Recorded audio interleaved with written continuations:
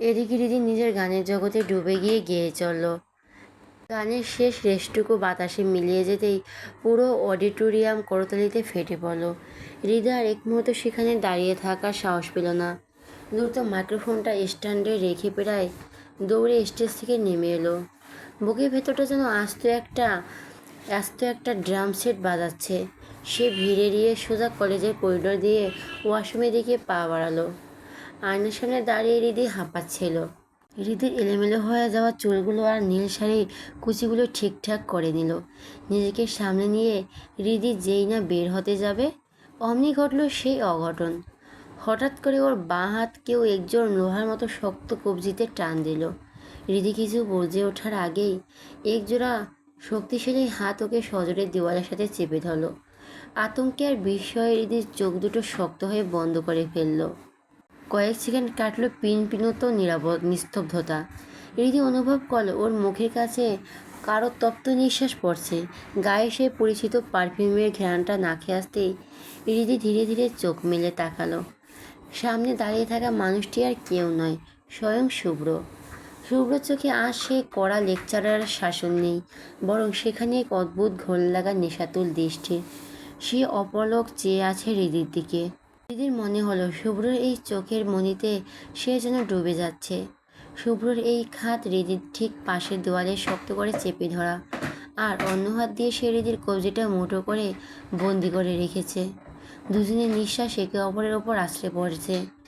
শুভ্র দীর্ঘশ্বাসের উত্তাপে হৃদির কপালে আর চিবুকের কাঁপন ধরিয়ে দিচ্ছে। শুভ্র হৃদির চোখের গভীর এমনভাবে তাকিয়ে আছে যেন সে হৃদির হৃদস্পন্দন প্রতিটি শব্দ শুনতে পাচ্ছে। হৃদি এই ঘোর লাগা দৃষ্টির সামনে অসহায় হয়ে কাঁপতে লাগলো। শুভ্র আরও একটু ঝুঁকে এলো। ওর ঠোঁটে আর হৃদির কপালের দূরত্ব মাত্র কয়েক ইঞ্চির। শুভ্র একদম নিচু খসখসে গলায় প্রশ্ন করলো, শাড়ি পরেছিস কেন? শুভ্রের এই রহস্যময় আর ঘোর লাগা কথাটা মাথামুন্ডু কিছুই হৃদি বুঝে উঠতে পারল না। সে কপালে ভাঁজ ফেলে অবাক হয়ে বলল, মানে আপনি কি বলতে চাইছেন? শুভ্র চোখে সেই নেশাতুল মায়া মুহূর্তে বদলে গিয়ে এক অদ্ভুত কঠোরতায় রূপ নিল। সে দাঁত চেপে বলল, মানে এইটাই শাড়ি পরেছিস কেন? তোকে শাড়ি পরতে আমি একদম নিষেধ করেছিলাম, মনে নেই তোর? হৃদি এবার একটু অবাক হলো। শুভ্র এমন অদ্ভুত শাসনে তার ভেতরটাও যেন বিদ্রোহী হয়ে উঠল। সে ভুরুকুচকে বলল, শাড়ি পরলে সমস্যাটা কোথায় আপনার? শুভ্র হৃদির আরও কাছে এসে ওর নিঃশ্বাস বন্ধ করে দেওয়ার মতো এক পরিস্থিতি তৈরি করলো। সে গম্ভীর গলায় আদেশ দিলেন, না তুই পড়বি না, ব্যাস এই মুহূর্তে তুই বাড়িতে যাবি। এই উৎসবে তোরা থাকার দরকার নেই। হৃদির এবার ধৈর্যের বাঁধ ভেঙে গেল। সারাক্ষণ এই মানুষ শাসন আর ধমক সইতে সইতে সে ক্লান্ত। সে জেদি গলায় চিবিয়ে চিবিয়ে বলল, আমি শাড়ি পরবো কি না তা আপনি বলার কে? আর আমাকে শাড়ি ভালো দেখা গেল নাকি খারাপ সেটা একান্তই আমার বিষয়। আমার ব্যক্তিগত ব্যাপারে আপনাকে কেন না গলাচ্ছেন? হৃদির মুখে মুখে এমন তপরানো শুনে শুভ্র নিজেকে যেন আর কন্ট্রোল করতে পারল না। সে এক ঝাটকায় হৃদির দুহাত শক্ত করে ধরে ওকে একদম দেওয়ালের সাথে মিশিয়ে ফেলল। নিজের রাগ নিয়ন্ত্রণ করতে করতে হিমশিমিয়ে বলল, আই সেম, আমি শাড়ি পরতে বারণ করেছি মানে তুই পরবি না। জাস্ট শ্যাট আপ অ্যান্ড হো গোম। শুভ্রের এমন আচরণে হৃদি এক মুহূর্তে যেন ভয় পেল। পরক্ষণেই রাগে ফেটে পড়ল। সে চেঁচিয়ে বলল, কেন এমন করছেন শুভ্র ভাই? আপনি তো আর আমাকে ভালোবাসেন না, তাহলে আমার জীবন আমার চলাফেরা নিয়ে কেন আপনি এভাবে বাধা হয়ে দাঁড়াচ্ছেন? আপনি কি কোনো স্বাধীনতা নেই? শুভ্র এবার প্রচণ্ড ধমক দিয়ে উঠল, ডোন্ট আগুন উইথ মি। তোকে শাড়ি পরতে না করেছি মানে শাড়ি তুই পরবি না, দ্যাটস ইট। দিয়ে এবার সর্বশক্তি দিয়ে শুভ্রকে ধাক্কা দিয়ে সরিয়ে দিল। তার চোখে তখন জল আর জেদ দুটোই খেলা করছে। সে একদম জেদি গলা স্পষ্ট জানিয়ে দিল, পর্ব 100 বার পর্ব। আমি আপনার কথা শুনতে বাধ্য নই। যাকে ভালোবাসেনি না তাকে শাসন করার অধিকার আপনাকে কে দিয়েছে? হৃদির এই সামান্য মুখে মুখে তর্ক করাটা শুভ্র কোনোভাবেই নিতে পারল না। রাগে ওর মাথার রগগুলো দপদপ করছে। হিটহাইট জ্ঞান হারিয়ে শুভ্র সজোরে একটা থাপ্পড় বসিয়ে দিল হৃদির নরম গালে। পুরো করিডোরে সেই থাপ্পড়ের শব্দে প্রতিধ্বনিত হলো। হৃদি যন্ত্রণায় গালে হাত দিয়ে স্তব্ধ হয়ে দাঁড়িয়ে রইল। শুভ্র ওর দিকে আঙ্গুলে উঁচিয়ে শাসনের গলায় বলল, আমার সাথে মুখে মুখে তর্ক করা একদম করবি না। তোকে দ্বিতীয়বার ওয়ার্নিং দিচ্ছি। আবার শাড়ি তৃতীয়বার বলে আমার চেয়ে খারাপ আর কেউ হবে না। আর শোন, এই মুহূর্তে যদি কলেজ ছেড়ে বাড়ি না যাস তবে গুনে গুনে 50টা থাপ্পড় খাবে আমার হাতে। Get out. রিদির চোখ ফেটে জল গড়িয়ে পড়ল। অপমান আর ব্যথায় ওর শরীরটা রেড়ে করে উঠল। সে তেজদীপ্ত চোখে শুভ্রর দিকে তাকিয়ে ভাঙা গলায় বলল, মারতেই পারবে শুধু, ভালোবাসতে তো আর পারবেন না। ঠিক আছে, যাচ্ছি, আমি চলেই যাচ্ছি। তবে যাওয়ার আগে শুধু একটা কথাই বলবো, আপনার মতো একটা পাথরের আর নিষ্ঠুর মানুষকে ভালোবাসাটাই ছিল আমার জন্য সবচেয়ে বড় ভুল। বলে রীতি একদৌড়ে ওয়াশরুম থেকে বেরিয়ে গেল। কারোর সাথে কোনো কথা না বলে, বান্ধবীদের না জানিয়ে সে কাঁদতে কাঁদতে কলেজের মেন গেট দিয়ে বেরিয়ে গেল। ওদিকে শুভ্র যে হাত দিয়ে দিদিকে মেরেছে, সেই হাতটা দিয়ে সজোরে দেওয়ালে একটা ঘুষি মারল। ওর চোখ দুটো তখনও টকটকে লাল। দাঁতে দাঁত চেপে সে বিড়বিড় করলো, পাগল হয়ে দিচ্ছিস তুই আমাকে? কেন বলিস না তোর এই রূপ আর এই সাজ আমি ছাড়া অন্য কারো দেখা বারণ। কাউকে দেখতে দেব না আমি তোকে। তুই শুধু আমার মনোমোহিনী, শুধুই আমার। এদিকে দিদি রাস্তা দিয়ে হা হা করে কাঁদতে কাঁদতে যাচ্ছে। কারো পাশে কোনো খেয়াল নেই ওর। নীল শাড়ির আঁচলটা লুটিয়ে পড়ছে, কিন্তু সেদিকে ওর ভ্রুক্ষেপই নেই। হাঁটতে হাঁটতে সে যখন নির্জন নিরিবিলি রাস্তায় মরে এলো, হঠাৎ একটি কুচু কুচে কালো রঙের দামি গাড়ি ওর গা ঘেঁষে এসে ব্রেক কষলো। রিদি কিছু বুঝে ওঠার আগে গাড়ির দরজা খুলে একজন লোক বেরিয়ে এলো। চোখের পলকে সে রিদির মুখে একটি ক্লোরোফর্ম মাখানো রুমাল চেপে ধরলো। রিদি গোংড়ানোর চেষ্টা করে। রিদি কিছু বুঝে ওঠার আগে গাড়ির দরজা খুলে একজন লোক বেরিয়ে এলো। চোখের পলকে সে রিদির মুখে একটা ক্লোরোফর্ম মাখানো রুমাল চেপে ধরলো। রিদি গোঙানোর চেষ্টা করলো, কিন্তু কয়েক সেকেন্ডের মধ্যে ওর শরীর অবশ হয়ে এলো। লোকটা ওকে পাজাগুলো করে গাড়ির পিছনের সিটে সরে ফেললো। মুহূর্তের মধ্যে গাড়িটা স্টার্ট দিল, ধুলো উড়িয়ে অনেক দূরে মিলিয়ে গেল। রাস্তার এক কোনায় পড়ে রইল শুধু রিদির চুলের একটা ক্লিপ আর হাতের ফোন। রিদিকে না দেখে হন্য হয়ে শুভ্রা, রিয়া, ভাবনা, মিথি বড় মাঠটা দিকে বেরিয়ে এলো। চারদিকে মানুষের ভিড়, সবাই আলাদা আলাদা জায়গায় খুঁজছে। অস্থির মনে দ্রুত হাঁটতে হাঁটতে আচমকা কার সাথে যেন বেশ জোরে ধাক্কা খেল শুভ্রা। বিরক্তির চরমে থাকা শুভ্রার সামনে কে দাঁড়িয়ে আছে তা না দেখে ঝাঁঝালো গলায় বলে উঠল, আব্বে কানা নাকি, চোখে দেখেন না? এদিকে ঈশানও ধাক্কা খেয়ে প্রচণ্ড বিরক্ত। মেজাজটা এমনিতে খিটখিটে হয়েছিল, তার উপর এমন কর্কশ মেয়েলি কণ্ঠ শুনে সে যেই না কড়া কিছু বলতে যাবে, অমনি শুভ্রার দিকে তাকিয়ে তার কণ্ঠস্বর যেন গলার কাছে আটকে গেল। কালো শাড়িতে মোড়ানো শুভ্রাকে আজ অন্যরকম লাগছে।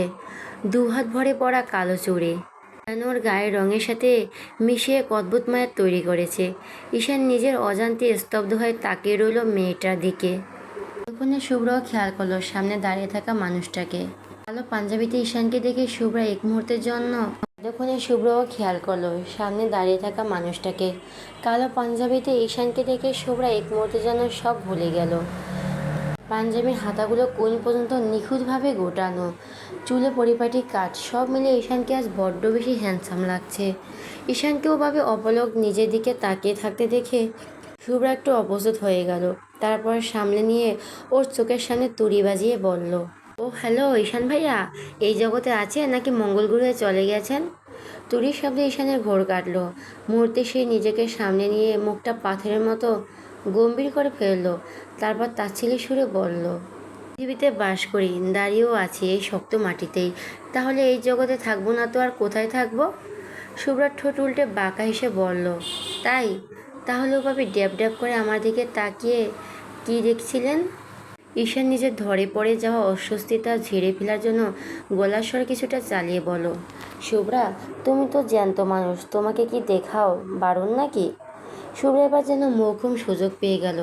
সে ছাড়াপাত্রী নয়, তাই ফোড়ন কেটে বলল, দেখা যায়, তবে ওইভাবে হাঁ করে দেখার কী আছে? যেভাবে তাকিয়েছিলেন তাতে আপনার মুখে মশা ঢুকে গেলেও আপনি টের পেতেন না। শুভ্রা এই অনর্গল তর্কাতর্কি একসময় ঈশানের ভালো লাগলো, কিন্তু এখন সে চরম অস্থির। একদিকে বস অর্থাৎ শুভ্রকে কোথাও খুঁজে পাওয়া যাচ্ছে না, তার উপর শুভ্রার এই বকবকানি ঈশানকে আরও বিরক্ত করে তুলছে।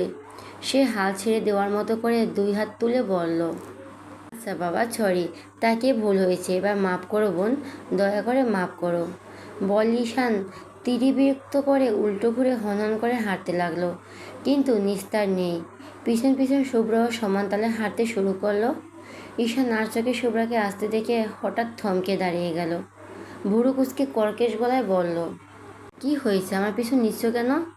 শুভ্রা এবার একটু গম্ভীর হয়ে চারপাশটা দেখে নিয়ে বলল, আপনি কি কাউকে খুঁজছেন?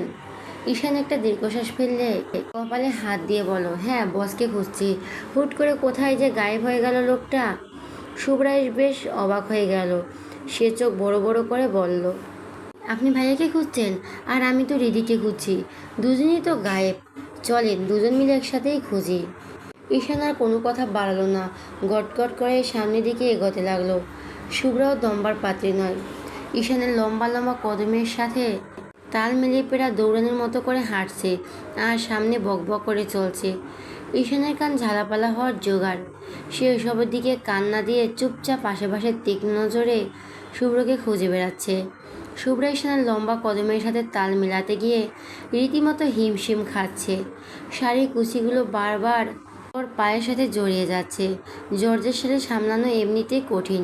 হঠাৎ হাঁটতে হাঁটতে এক মোক্ষম জায়গায় কুচির পা আটকে গেল শুভ্রার। সে টাল সামলাতে পারল না, সামনের দিকে উপর হয়ে পড়ে যেতে লাগলো। ভয়ে চোখ বন্ধ করে চিৎকার করে উঠল, ঈশান ভাই! ঈশান পেছনে ফিরে শুভ্রাকে এভাবে পড়ে যেতে দেখে নিজের সবটুকু শক্তি দিয়ে দৌড়ে এলো। শুভ্রাকে পড়ার হাত থেকে বাঁচার সে দুহাত বাড়িয়ে ধরল ঠেকে, কিন্তু ততক্ষণে দেরি হয়ে গেছে। শুভ্রা আতঙ্কে নিজের শরীরের পুরো ভারটা ঈশানের উপরে ছেড়ে দিল। হুট করে আসার এই প্রচণ্ড ভার ঈশান সামলাতে পারল না। দুজনেই টাল খেয়ে পেছনের দিকে উল্টে মাটির নরম ঘাসের উপর আছড়ে পড়ল। শুভ্রা সজোরে আছড়ে পড়ল সরাসরি ঈশানের বুকের ওপর। ঈশানের পিঠ আর কোমর গিয়ে ঠেকল শক্ত মাটিতে। যন্ত্রণায় বুকটা বিকৃত হয়ে গেল তার। দাঁতের দাঁত চেপে কোমরটা এক হাতে চেপে ধরে কুকিয়ে উঠল সে। আহ, আমার কোমরটা মনে হয় গেল। শুভ্রা ভয়ে আর লজ্জায় ঈশানের পুরোপুরি জমে গেল। সে নিঃশ্বাস আছড়ে পড়তে ঈশানের গলায়। ঈশান যন্ত্রণায় ছটফট করতে করতে শুভ্রার দিকে তাকিয়ে দেখল মেয়েটা একদম থ মেরে আছে। ব্যথার চোটে ঈশানের কপাল কুঁচকে হিস হিসিয়ে বলল, সারা জীবন কি এভাবে আমার বুকের ওপর শুয়ে থাকার ইচ্ছে আছে নাকি? ওঠো বলছি, আমার হাড্ডিগুড্ডি তো সব গুঁড়ো হয়ে গেল। আচমকা শুভ্র ঈশানের বুকের ওপর ওভাবেই জমে গেল। ঠিক ওই মুহূর্তটা ঈশানের ফর্সা মুখটা কড়া রোদে একদম আপেলের মতো লাল টকটকে হয়ে উঠেছে। কপাল বেয়ে ঘাম গড়িয়ে নামছে নাকের ডগা দিয়ে। শুভ্র নিজের অজান্তে ঘোরের মধ্যে তলিয়ে গেল। ওর মনে হলো মানুষটা রাগী হলে কি হবে, এই অবস্থায় দেখতে বড্ড কিউট লাগছে। ভয় আর লজ্জা ভুলে গিয়ে শুভ্রা ঈশানের বুকের ওপর শুয়ে থাকা অবস্থাতেই বিড়বিড় করে বলে উঠল, ওয়াও কি কিউট! ঈশান পুরো ভ্যাবাচ্যাকা খেয়ে গেল। কোমরের ব্যথা যেখানে তার প্রাণ ওষ্ঠাগত, সেখানে শুভ্রার মুখ এমন রোমান্টিক ডায়লগ শুনে সে চোখ বড় বড় করে আকাশ থেকে পড়ার মতো করে বলল, কি বললে? মুহূর্তের মধ্যে শুভ্রা ঘোর কেটে গেল। নিজের কানকে সে নিজে বিশ্বাস করতে পারছে না। কি বলতে কি বলে ফেলল। লজ্জায় ওর মনে হলো এখনই মাটি ফাঁক হয়ে সে ভেতরে ঢুকে যেত। সে তড়িঘড়ি করে ঈশানের উপর থেকে উঠে সিটকে গিয়ে সোজা হয়ে দাঁড়ালো। এক পলক চোরের মতো আশেপাশে তাকিয়ে নিল। ভাগ্যিস সবাই তখন মঞ্চের অনুষ্ঠান নিয়ে পাগল ছিল, তাই কেউ তাদের এই কাণ্ডটা দেখেনি। ঈশান অনেক কষ্টে দাঁতের দাঁত চেপে উঠে দাঁড়ালো। ধুলো মাখা পাঞ্জাবিটা ঝাড়তে ছাড়তে মুখ কুঁচকে বলল, আমার কোমরের সাথে তোমার কি কোনো জন্মের জন্মান্তরের শত্রুতা আছে? বারবার কেন তুমি আমার এই কোমরটাতে আক্রমণ করো, হ্যাঁ? শুভ্রা অপ্রস্তুত হয়ে আমতা আমতা করে বলল, কোমরতেই আক্রমণ করো, হ্যাঁ? শুভ্রা অপ্রস্তুত হয়ে আমতা আমতা করে বলল, আমি কি ইচ্ছে করে করেছি?